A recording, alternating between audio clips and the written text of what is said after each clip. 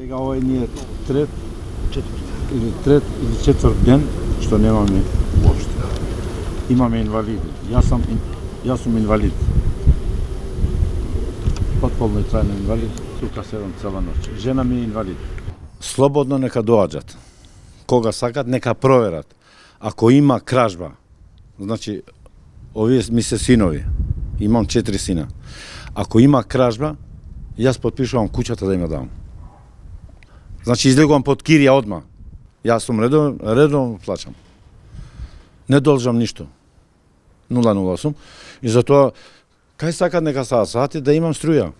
Нашите можности се само да бидеме медијатори помеѓу ЕВН и граѓаните. Проблемот е тоа што граѓаните се снабдуваат од трафостаница на Ѓорче Петров, а повеќето од нив се и жители на Шуто Ризари.